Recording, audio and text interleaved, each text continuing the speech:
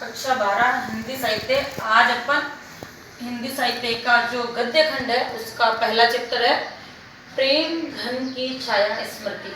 प्रेम घन की छाया स्मृति यानी आचार्य रामचंद्र शुक्ल जी ने लिखा था। और प्रेम घन किसका नाम है? बद्री नारायण चौधरी जी का नाम। उनके आगे वो प्रेम घन लगाते थे। उसकी छाया उसके उनके साथ रहने वाली कुछ यादें उनको उन्होंने इस पाठ में लिखा है। पहले अपन आचार्य रामचंद्र शुक्ल का जीवन परिचय और साहित्यिक परिचय।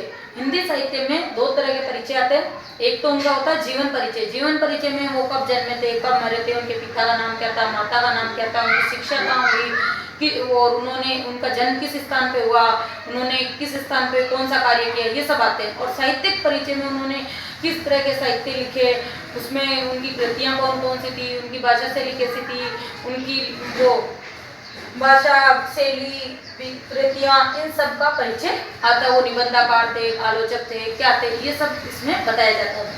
पहले अपन उनका जीवन परिचय पढ़ते हैं। इनका जन्म 1884 ईस्वी में हुआ था और मृत्यु 1941 में हुई थी। इनका जन्म स्थान था ग्राम अगुना, जिला बस्ती, उत्तर प्रदेश में हुआ था। इनका जन्म उत्तर प्रदेश में जिला बस्ती अगुना ग्राम में हुआ था।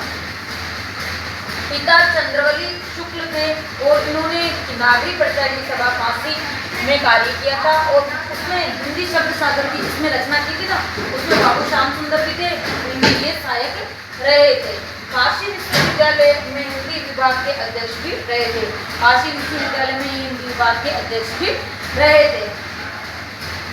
यह उच्च अब इनका साहित्यिक परिचय आता है।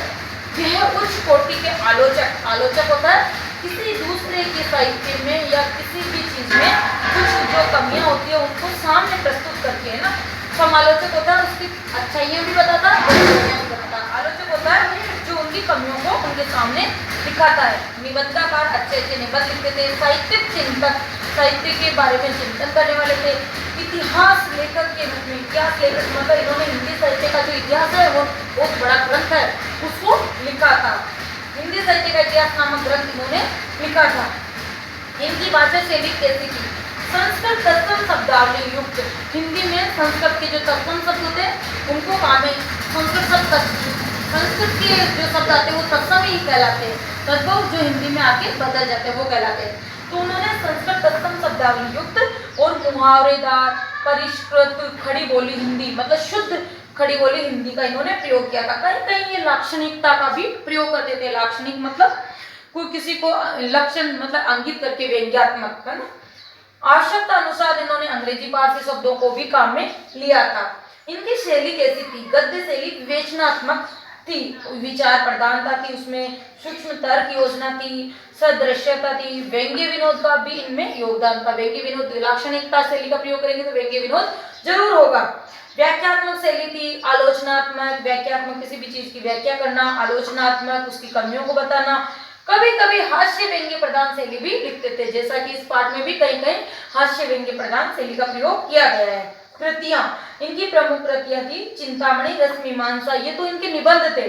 और तुलसीदास, सूरदास की त्रिवेणी, है ना, जायसी ग्रंथावली, बर्मर गीत सार, हिंदी शब्द सागर, ये जो सूरदास त्रिवेणी और तुलसीदास ये इनकी समालोचना थी। समालोचना मतलब उनकी अच्छाइयां, किसी कोई साहित्य लिखता है उसकी अच्छाइयां और बुराइयां भी बताते हैं। जायसी ग्रंथावली, बर्मर गीत सार, हिंदी शब्द सागर, ये इनकी प्रमुख रचनाएं थी। काशी नागरिक प्रचारिणी पत्रिका, आनंद एवं कादम्बनी पत्रिका का इन्होंने संपादन किया था। एक कहानी लिखी थी इन्होंने 11 वर्ष का समय, ये इनकी कहानी थी। अब अपन इनके बारे में प्रेम घन की छाया स्मृति, इस पाठ में वो कहते हैं कि बद्री नारायण चौधरी जी से मेरा बचपन में संपर्क हो जाता है और वो क्या भारतेंदु जी के अच्छे मित्र रहते हैं। तो मैं भारतेंदु जी के आना जाना रहता था मेरा और मैं उनको देखता रहता था।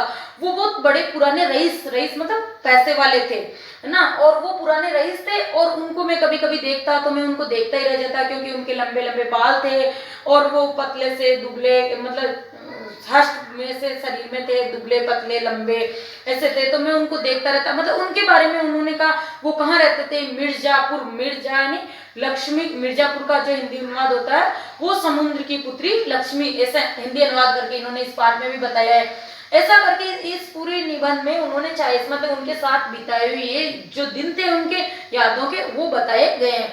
आपको इस पाठ को पढ़ना है और इस पाठ को पढ़ के और फिर जब आपको पूरा अच्छी तरह समझ में आ जाए उसके बाद ही अपन आगे बढ़ेंगे।